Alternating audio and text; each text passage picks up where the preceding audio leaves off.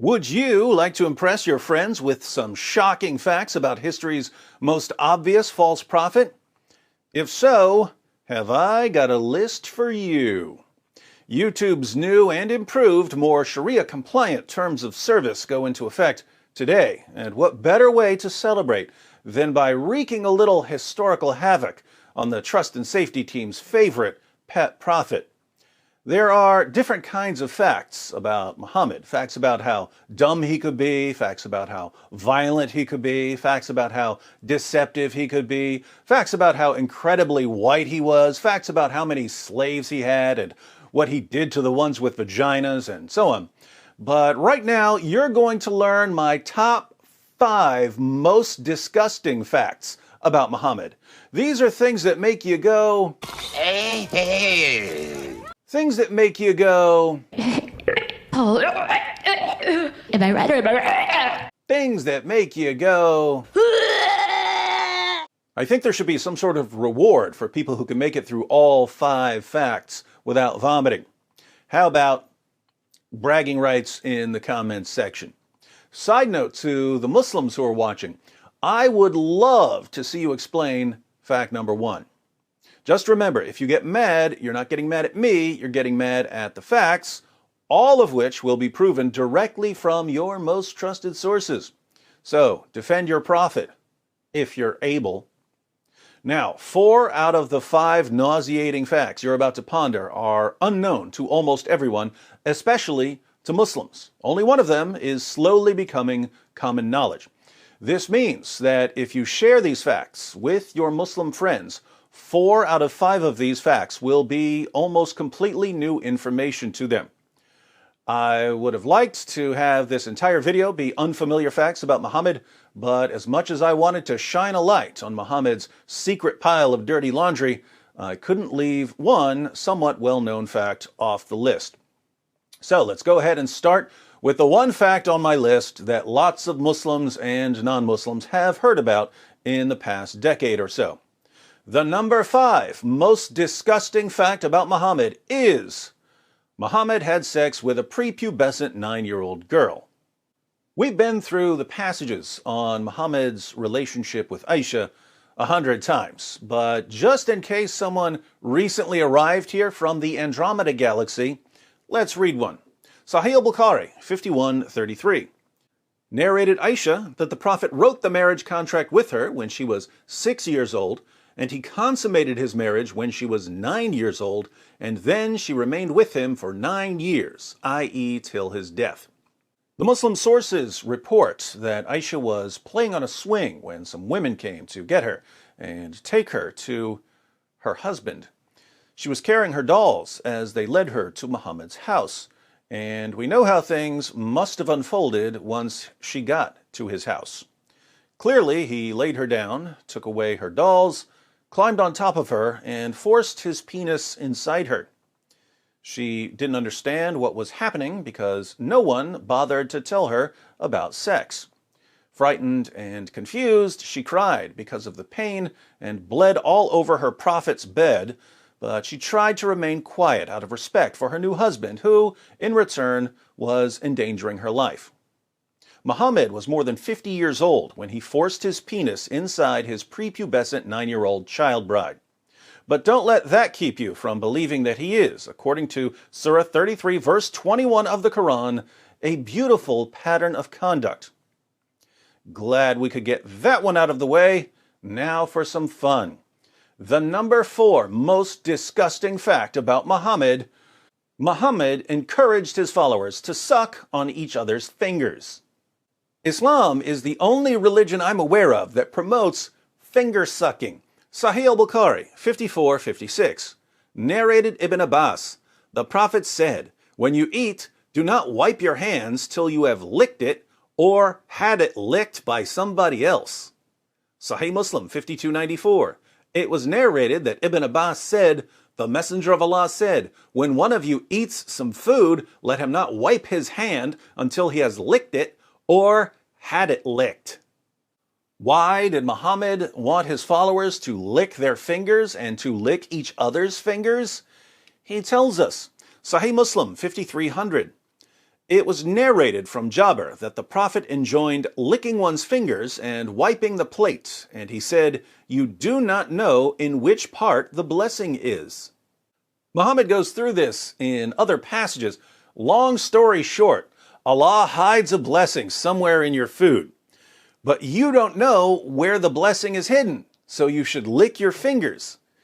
If you want someone else to have the blessing, you tell him to lick your fingers. You'll be doing him a favor. You definitely don't want to simply wipe your hands on a napkin, because then the blessing will be on the napkin and Satan will steal it.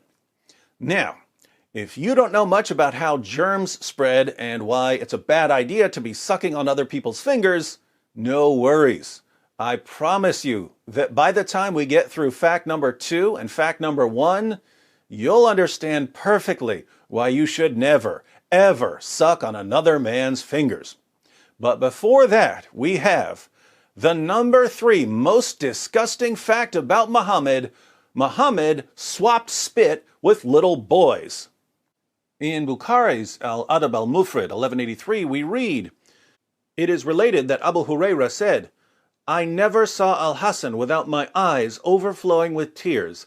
That is because the Prophet, may Allah bless him and grant him peace, went out one day and I found him in the mosque. He took my hand and I went along with him. He did not speak to me until we reached the market of Banu Kainuka. He walked around it and looked. Then he left and I left with him until we reached the mosque. He sat down and wrapped himself in his garment. Then he said, 'Where is the little one? Call the little one to me.' Hassan came running and jumped into his lap. Then he put his hand in his beard. Then the Prophet, may Allah bless him and grant him peace, opened his mouth and put his tongue in his mouth. Then he said, 'O Allah, I love him, so love him and the one who loves him.'" According to another hadith, Musnad Ahmed 16,245, Muhammad would suck on the tongues and lips of little boys. But fear not, he also guaranteed that if he sucked on a boy's tongue or lips, that boy's tongue or lips would never be tormented by hellfire. Creepiness factor 1,000,000. Now, if you're wondering whether you should let someone like Muhammad suck on your little boy's tongue, you should probably think carefully about the next fact. The number 2 most disgusting fact about Muhammad: Muhammad would have sex with 9 women and girls, but only take 1 bath. Sahih al-Bukhari, 5068. Narrated Anas, the Prophet used to go round, have sexual relations with all his wives in one night, and he had 9 wives. Sahih al-Bukhari, 5215.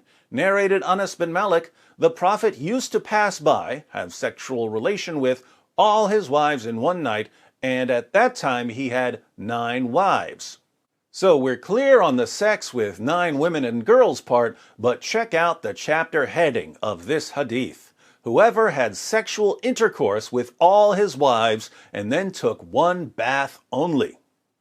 The Prophet Muhammad, history's greatest man, would have sex with 9 women and girls in one night in Medina, the armpit of Arabia, a city with an average high temperature of 109 degrees in the summer, but would only take 1 bath. Can you think of a problem? It's the smell. Back to an earlier point, let me ask the Muslims here. Suppose you were a companion of Muhammad. Think about being in this scenario. One day, your prophet is having one of his sexathons, but he needs a little energy boost between wife number 5 and wife number 6. So he runs to the nearest food stand for some fresh hummus. Keep in mind, he's not taking a bath until he finishes all 9 rounds. He starts dipping some pita bread in hummus, but he gets hummus all over his fingers. He turns to you and says, "I'd like to give you a blessing. Lick my fingers clean." What do? Before you answer, there's one more fact on our list. The number 1 most disgusting fact about Muhammad: Muhammad was constantly covered in semen. Yeah, I said it. But don't trust me, trust his child bride, Aisha. Sahih al-Bukhari 232 narrated Aisha, I used to wash the semen off the clothes of the Prophet, and even then I used to notice one or more spots on them. Sahih Muslim 669. It was narrated that Aisha said concerning semen, I used to scratch it from the garment of the Messenger of Allah. Sunan Ibn Majah 537. It was narrated that Aisha said, I often scraped it, semen, from the garment of the Messenger of Allah with my hand. Aisha, the semen-scraping prepubescent child bride. In Islam, she's called the mother of the faithful. Sahih al-Bukhari 230. Narrated Sulaiman bin Yasser, I asked Aisha about the clothes soiled with semen. She replied, I used to wash it off the clothes of Allah's messenger, and he would go for the salat, prayer, while water spots were still visible. Muslims of the world, why was your prophet always covered in semen? Let me give you the benefit of the doubt and assume that it was his semen. Why was your prophet always covered in his own semen? Masturbation wasn't allowed, so that wasn't the source of the semen. Coitus interruptus was frowned upon, meaning that he wasn't allowed to pull out of his wives or sex slaves. So where was all of this semen coming from? The most charitable conclusion here, if I'm being very, very generous, is that Muhammad must have used his garment, even the garment he would wear to the mosque, as a rag to wipe off his prophet penis after having sex. That's the nicest conclusion I can draw. Trust me, the other conclusions I can draw are much, much worse. Being as charitable as possible, because I'm a charitable kind of guy, I can only conclude that your prophet would have sex with 9 women and girls in a single night, use his own clothes to wipe off his private parts and possibly his wives' private parts after each round, take 1 bath after the entire 9 rounds, and not wash his clothes. Then he would put his clothes on and get ready to head to the mosque. And Aisha, the semen-scratching child bride, would see the semen stains all over him, so she would stop him and try to scratch off or wash off as much as she could. Muhammad would then go to the mosque with wet spots still visible on his clothes. Would you want to be around this guy? Would you want to give him a hug and have his clothes pressing up against yours?